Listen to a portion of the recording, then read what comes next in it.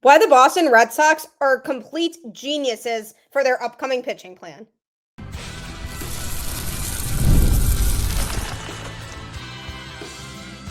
You are Locked On Red Sox, your daily Boston Red Sox podcast. Part of the Locked On Podcast Network, your team every day.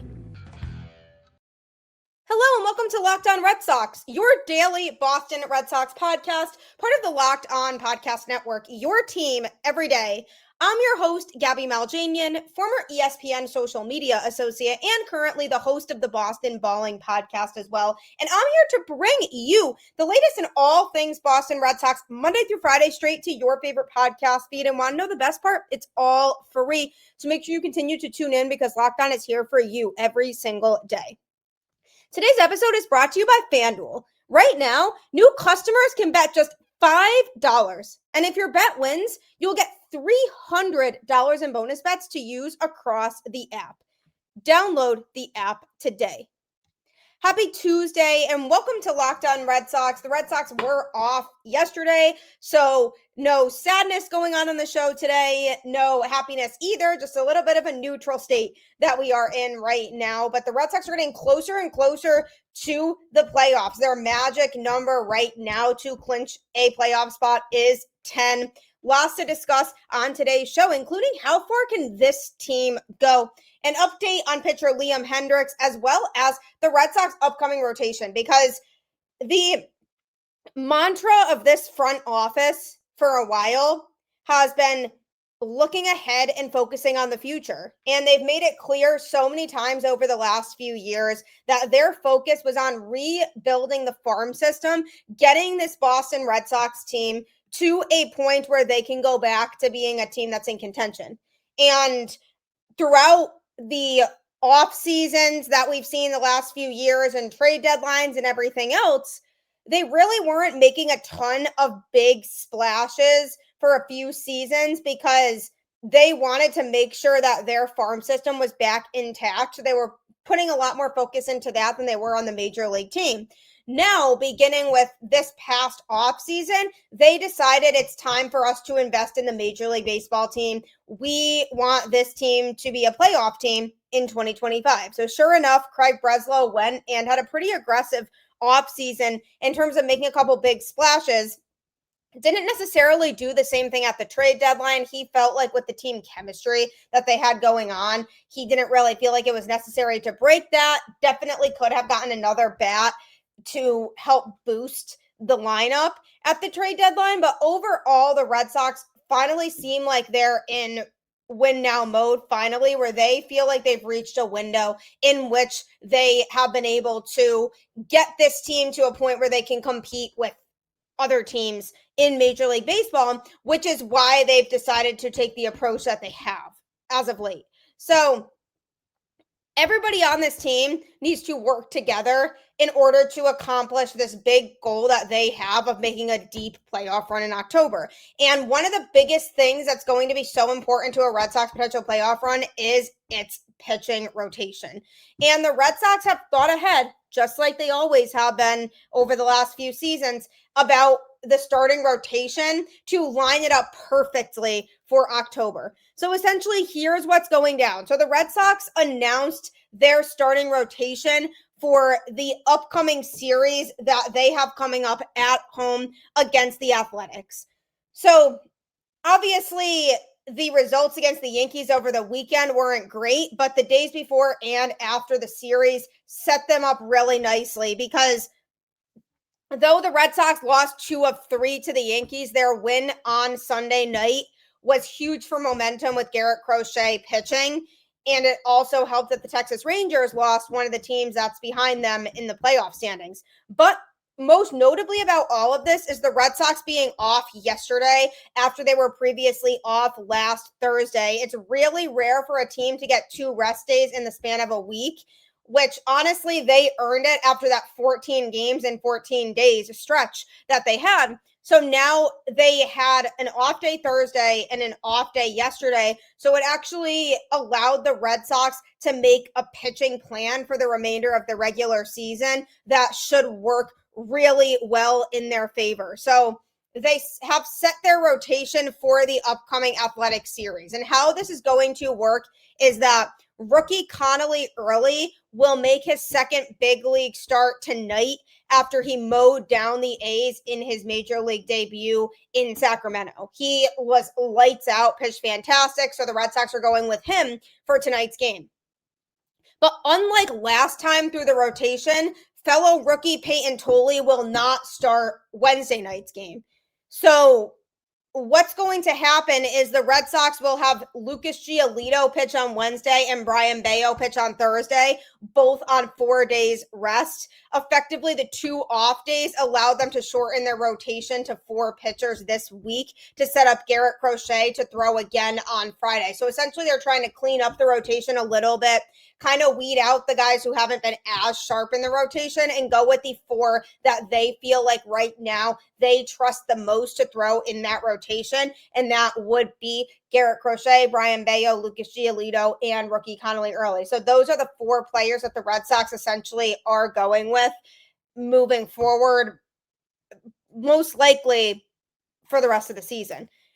So the Red Sox haven't yet announced Garrett Crochet as the Friday starter, but if Giolito and Bello are throwing on regular rest rather than waiting their turn for 4 others to pitch, there's no reason to expect that Crochet won't do the same. Because another notable reason for this is because this would also set Garrett Crochet up to pitch game 1 of a potential wild card series. If he starts this upcoming Friday, then he'll presumably pitch on 5 days rest the following Thursday against the Toronto Blue Jays, which would line him up perfectly to pitch game 1 of the wild card series on Tuesday, September 30th. Obviously, assuming they make that, can't get ahead of ourselves, as Alex Cora said, but as of right now, it's looking like it's shaping up to be that way. If the playoffs started today, the Red Sox would face the Yankees in that wild card series. It would be on the road if the season were to end right now, but still plenty of time left to change that. After earning the win for the Red Sox against the Yankees on Sunday Night Baseball, he officially went 3-0 with a 3.29 ERA against New York this season, striking out 39 batters in 27 1/3 innings. He struck out Aaron Judge 10 times in 13 plate appearances, and the Red Sox won all 4 of his starts that he made against that team. Though all of the Red Sox starters have pitched better on 5 days rest than 4 this year, setting things up this way seemed to be a no-brainer for the Red Sox to be able to have it align exactly how they want it to for the playoffs. Now, obviously, there are some risks with this because Lucas Giolito and Brayan Bello, especially with the fact that both of them have been a little shaky, Brayan Bello generally in the month of September, and Lucas Giolito just has been very off and on in general this season. So it's hard to bank on them being as sharp on 4 days rest. The Red Sox are hoping that that's okay and that they are able to at least have solid enough starts to where their offense can compensate to win those games. But because of the 2 off days in the week with Thursday and Monday both being off, it allowed the Red Sox to calculate this out. So presumably it would make it so that Garrett Crochet pitches on regular rest for all of these outings and then pitches game 1 of the wild card series, most likely in New York. So the Red Sox line this up for a reason. Now, is there a chance that this could all spit back on them and backfire? Yes, 100%, especially like I mentioned with Bello and with Giolito. Connelly Early obviously has the potential to be great in Major League Baseball, but he's made 1 start. So we don't know if he's going to look the same. Now these A's players have seen him already, so they're a little bit more familiar now with him and his pitch arsenal. It's always tough when somebody makes their debut because opposing hitters have not seen that pitcher before, so they don't really know what they're about yet. But I am a little bit hesitant when it comes to this upcoming series and what this start could look like tonight for Early because of the fact that the A's have familiarized themselves with him and had to face him already in his first outing. So he's got to really continue to be innovative and be creative and mix up the pitch usage and selection so that he can still keep those A's hitters on their toes, because we definitely need another solid start from him. And he needs to show that he can, for one, pitch at Fenway because his first outing was on the road, and for two, that he can pitch in an environment like how Fenway has been as of late, because of the fact that the Red Sox are on the brink of clinching a playoff spot for the first time since 2021. So lots of people are filling the ballpark and want to see this team play. So he's got to be able to know that pressure comes with that. So this is going to be a good test for Connelly Early to be able to show that he can play under that pressure and not completely fold. And for Brayan Bello and Lucas Giolito, them pitching on short rest could be a little bit of a concern, but it sounds like the Red Sox would rather that, so that it lines up perfectly for Garrett Crochet to not have to throw on short rest to pitch in the first game of a wild card series, and it would allow him to be out there and be fully prepared for that. So they are essentially sacrificing potentially these next couple games of Bello and Giolito pitching, and also the thought process that they have is knowing the fact that it is the A's that are a very beatable team. Red Sox took 2 of 3 from them in Sacramento. Obviously, their lineup is a little bit sneaky, and that's something that the Red Sox need to look out for here and keep in mind. But ultimately, they probably feel like the A's are a beatable enough team to where if the Red Sox were to have Bello and Giolito not necessarily be as sharp, they probably are banking on the Red Sox offense to be able to compensate for that. Again, it's a risk to take because the Red Sox offense has been struggling to find consistency also, but ultimately it's a genius plan because it lines up Garrett Crochet perfectly for game 1 of the wild card series without having to be on short rest, which is exactly what we need with how good Garrett Crochet has truly been for this Red Sox team. He is the ace. He needs to be that number 1 pitcher out of the rotation in a wild card series. This will all work out really well for him. Coming up, though, another pitcher hasn't exactly had this season work out well for him, and that's Hendriks. Going to be discussing that next. You've probably seen a million ads for hair growth products and thought, sure, like that actually works. There are so many products out there, and it's hard to know which ones are actually going to do anything. That's why you should give Nutrafol a closer look. Nutrafol is the number 1 dermatologist recommended hair growth supplement brand, trusted by over 1.5 million people. And it's not just hype. This is a supplement clinically tested that targets the root causes of thinning and shedding with a proactive approach. I started noticing less shedding and healthier looking hair after using Nutrafol myself, and it works out really well because I have thin hair, so I really do need to be careful with it, and I love Nutrafol. See thicker, stronger hair with less shedding in just 3 to 6 months with Nutrafol. For a limited time, Nutrafol is offering Locked On MLB listeners $10 off your first month subscription and free shipping when you go to Nutrafol.com and enter the promo code LOCKEDONMLB. That's Nutrafol.com, promo code LOCKEDONMLB. You will be a lot happier if you have healthy hair, I promise you. So make sure that you take advantage of that. And you can also take advantage of great deals and cheaper ticket prices if you check out Gametime, the best ticketing vendor there is. We all have times where we make plans last minute. It just is what it is. My friends and I do it all the time. We are not always great with planning in advance, and we decide, hey, let's go to a baseball game. So we look at Gametime, and it really does have the best prices because it shows you, first of all, the view from your seat so you know it's not obstructed, and it makes sure that the tickets that you're purchasing are a cheaper price than other ticketing vendors. So anytime you're looking to go to a sporting event or comedy show or concert of the type, Gametime 100% is for you. Download the Gametime app, create an account, and use code LOCKEDONMLB for $20 off your first purchase. Terms apply. Again, that's promo code LOCKEDONMLB for $20 off. Swipe, tap, ticket, go. Download Gametime today.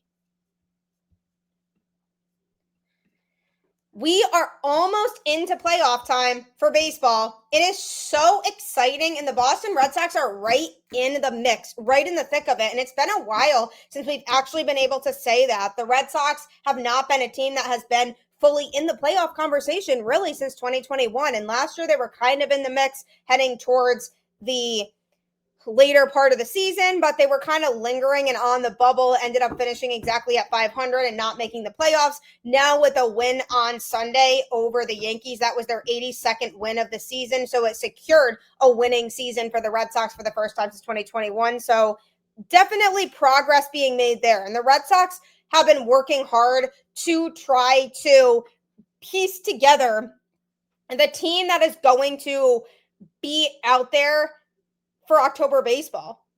If they are truly going to be a playoff team, they have to find the right combination of players that they are going to put out there on a daily basis, both for the rest of the regular season and into the postseason. And one of those players that they thought was going to be part of that party going into this season was pitcher Liam Hendriks, who unfortunately just hasn't been able to catch a break this season.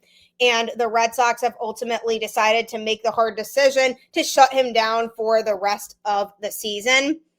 36-year-old right-handed pitcher who has been sidelined since May with hip inflammation, adding yet another injury to the list he's racked up since joining the Red Sox before the 2024 season. And that was exactly something I was worried about with him, was his injury history. And I said, well, is he going to be able to stay healthy? Because this has kind of been a bad history with him of missing good portions of seasons due to injury. And obviously having Tommy John is never fun. And then he went through his off the field illness and having the cancer and all that. And the guy's been through a lot in his career. So when he came to Boston, I said this could either go really well where he has this dominant resurgence, or it could go very poorly where he continues to get injured or he just struggles. And sure enough, both of those things kind of happened. He was never particularly sharp pitching out of the Red Sox bullpen. Then he got hurt again, and now he unfortunately is on the IL and will not be returning this season. And the Red Sox, for a while, weren't exactly closing the door on him returning this season. They were kind of giving him a chance to come back and get himself healthy and help with the potential playoff push. But with where the Red Sox are at right now, and where he's at status-wise, it just didn't make sense for him to come back now. So unfortunately, we will not see any more of Liam Hendriks moving forward this season. Nearly 4 months make for a long waiting game, and the Red Sox needed to decide on his immediate future because there wasn't really anywhere else to go from here. So unfortunately, Alex Cora had to say that he's been shut down from throwing and won't be back this year. They made that decision over the weekend, so now everybody can kind of sit with that and know we don't have to wonder about Liam Hendriks anymore, because unfortunately, he's just not coming back this year. The latest injury concerns tightness in his forearm. It's good to know that his hip isn't acting up again, because that's something that he had been struggling with. But his newest ailment will likely spell the end of his Red Sox tenure. Even if he has a speedy recovery, it doesn't necessarily make sense for the Red Sox to use him again this year. He was once an all-star reliever, which is crazy, but just hasn't been the same player since undergoing Tommy John surgery in 2023. And his struggles before he was sidelined in May prove that fact. So the biggest difference here is in the 2022 season, he had a 2.81 ERA compared to this year, a 6.59 ERA. His whip in 2022 was a 1.04. His whip now this year, 1.39. Hits per 9 innings given up. In 2022, he averaged 6.9 hits given up per 9 innings. This year, that's up to 7.9. Walks per 9 innings. This is a big one. In 2022, he walked just 2.5 batters per 9 innings. Now in 2025, 4.6 walks per 9 innings. So it was really glaring that he has declined. And it's unfortunate because he's an easy player to root for. You want a guy like that to go out there and contribute to your team just because he's been through so much, and his resiliency and desire and ability to get back on the baseball field is really admirable. But unfortunately, things were just declining for him, and he's just going to be sidelined for the rest of the season. If you throw in the fact, too, that unfortunately Father Time isn't exactly on his side, nor is he on the side of most aging pitchers, it's easy to see why the Red Sox were correct to shut him down for the rest of the year. Because even if he recovers, chances are that he wouldn't end up being much help in the postseason, where every pitch matters more than the last. So that's just a risk the Red Sox can't take. Even if he were to recover and say in a week or so, the trainers were like, he's cleared to play, how confident would the Red Sox really be in that? Because for one, the fact that he just hasn't pitched in a live game in a while, and for two, because of his injury history and with how much he struggled with the Red Sox before going on the IL, they can't really risk blindly throwing him back into that bullpen and hoping that he'll get the job done. His contract does include a $12 million mutual option for 2026, but it's really hard for me to imagine the Red Sox wanting to run things back again with him. He's pitched only 13 2/3 innings since putting pen to paper with the Red Sox, and it's better at this point to let him have a fresh start elsewhere. It's tough for him because is a team really going to want to commit to him because they've seen what's going on in Boston, the fact that he's had his struggles, the fact that he hasn't been able to stay healthy. Are other teams going to see that and say we're not interested? Unfortunately, I could see that happening. It could be tough for him to lock in a deal elsewhere, but the Red Sox are making the right choice, even though it could have been a hard and difficult one. His failed time with the Red Sox is a cautionary tale to front offices that bank on a player's past performance. As great as it would have been to see him turning back the lock, his career was already on the decline before he joined the franchise, and his latest injury situation could ultimately, unfortunately, end up spelling the end of his career altogether. I really hope that's not the case. I really hope he got a chance elsewhere because he definitely deserves another shot with how hard of a worker he is. It's just tough that the injuries have completely just derailed him. But there is some positive news regarding Liam Hendriks. He is actually the Red Sox nominee for the 2025 Roberto Clemente Award, which is given annually to a player who best represents the sport both on and off the field. The Red Sox decided to give it to Liam Hendriks. This is the 6th time he's nominated for the award. MLB.com actually noted that the 36-year-old is on pace to donate more than $750,000 to charitable causes this year, focused on aiding cancer research in veterans and their families. The MLB.com bio on him said one of baseball's most tireless advocates for compassion, community, and change. Liam Hendriks is not just a standout player. He is a model of purpose-driven leadership who uses his platform to uplift others, champion critical causes, and create lasting impact well beyond the field. Diagnosed with non-Hodgkin lymphoma in early 2023, he returned to the mound for the Red Sox this season and just never gave up. He's participated in Major League Baseball Stand Up to Cancer campaign, raising awareness by sharing his story. He and his wife, Christy, often purchase lunch for Red Sox front office members too, as a token of appreciation. So he's just a good person. And MLB.com wrote about him, much like Roberto Clemente. Liam defines greatness not only by performance, but by purpose. His impact reaches across cities and seasons, built on years of sustained success and human connection. He reminds us that the true measure of a player lies not in their stats, but in their ability to uplift others. Liam Hendriks is the embodiment of integrity and compassion. His commitment to giving back reflects the highest ideals of Major League Baseball and makes him a most deserving nominee for the 2025 Roberto Clemente Award. So I could not agree more that he's so deserving of it. Fans can vote for the Roberto Clemente Award nominees on MLB.com. So definitely be sure to vote for Liam. He represents everything you really want in a Major League Baseball player. A good teammate, good role model, plays the game with the integrity and the right way, and is just always trying to do what's right. And he's always going out of his way to help his community. And those are the types of players that they look for in these Roberto Clemente nominees. And that's why it's really, really sad seeing the way that injuries have just derailed his career, because he just deserves to be out there, and he's the type of player who you just want to see succeed. So it's really difficult to experience what he's experiencing, and for him to feel like he's not going to be able to help with a potential playoff push, which is something he came into the season really excited about. So it's definitely a bummer, and I hope he recovers and that he gets an opportunity elsewhere after his time with the Boston Red Sox is over. But how far can this Boston Red Sox team realistically go? I'm going to be having a discussion about that next. If you like sports betting or you're trying to get into it, head to FanDuel today. The NFL season is here, and FanDuel is making sure you're ready for kickoff with a can't-miss offer.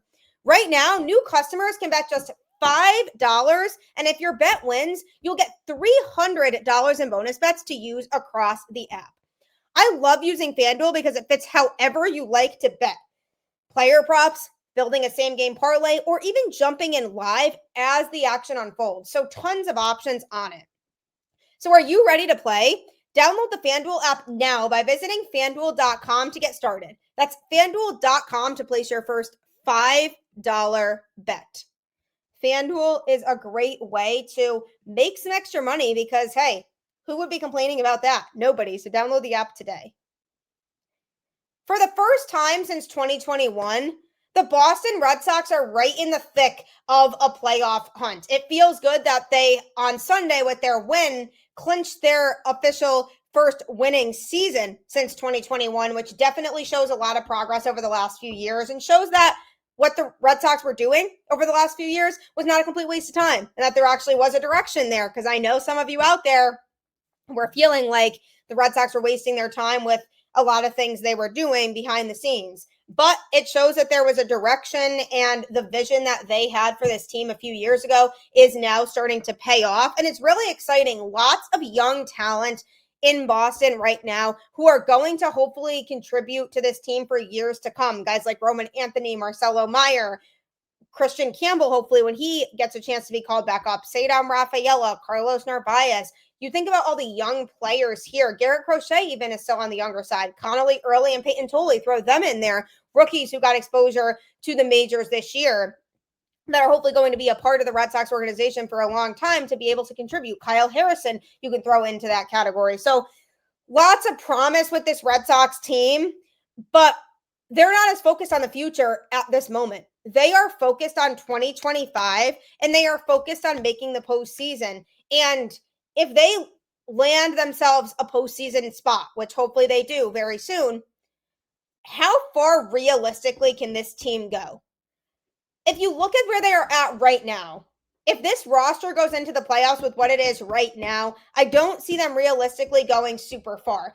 Probably the wild card series, and maybe that's it. I could see them beating the Yankees in a potential wild card series. I truly do. The Red Sox have beat up on the Yankees all year besides this most recent series, a series in which the Red Sox lineup was depleted because of the fact that they do have a lot of injuries right now. So if they were to go in with this lineup right now and guys can't step up, they might not make it out of the wild card series. If guys are stepping up, that's a completely different story. If they go out there with this lineup right now, say nobody gets healthier and they don't activate guys like Wilyer or Brayu or Roman Anthony, take that worst case. Where they are at right now with this lineup, but guys like Alex Bregman and Trevor Story wake up and really step up for this Red Sox team in the postseason, then they could go further. Then I'm saying maybe they go to the ALDS and maybe they struggle there, but then they at least make it another round further. For them to make it to the ALCS or even the World Series, that seems like a long shot right now with where this Boston Red Sox team is right now and the question marks with the pitching and the lineup. I'm not saying this is necessarily a bad thing, nor am I saying by any means I'm giving up on the Boston Red Sox. I'm just saying realistically where I see them going. If they are fully healthy, I firmly do believe that this team has a much better shot than they are getting credit for. I truly do believe that if Roman Anthony is leading off that lineup, if Alex Bregman is hitting in the 2-hole and is going back to hitting the way he did earlier on in the season, even if Marcelo Meyer is healthy, I'll throw him in there in the mix. Tristan Casas. If this lineup is a fully healthy Red Sox lineup that doesn't have any injuries, that lineup is definitely a top 5 lineup, at least in the American League. No doubt about it. You look at a healthy Red Sox team, they can hit. That healthy Red Sox team could bring you all the way.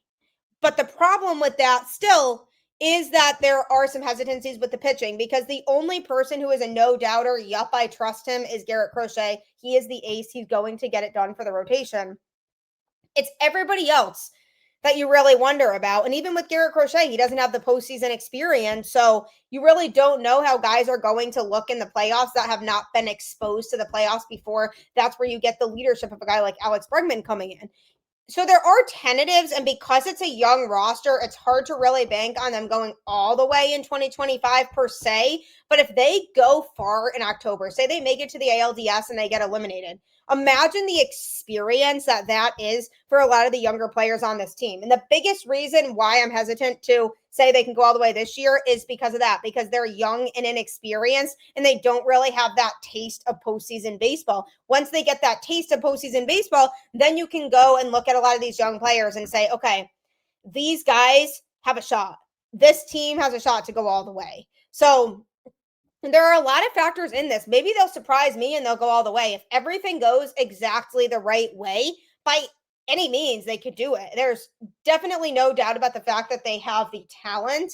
Everything just has to line up perfectly in order for that to happen. But I see them being a team, if healthy, that gets out of the wild card series, is in a tough series in the ALDS, could make it competitive, ultimately might fall because their pitching could end up being a downfall there. But then if we go into the offseason, there's a lot of excitement that could be buzzing surrounding next season. But the key right now, they have to be healthy. If they are healthy and they have all their best players out there, don't sleep on the Boston Red Sox. They have just as much of a shot as anybody else. And that's really exciting to say because it's been a while since we Red Sox fans have been able to say that. Thank you for tuning into Locked On Red Sox and making it your first listen of every single day, getting super excited about this team with me. I'm getting so excited for playoff baseball. There's nothing like it. It's so intense, and it's just a great time of year, truly.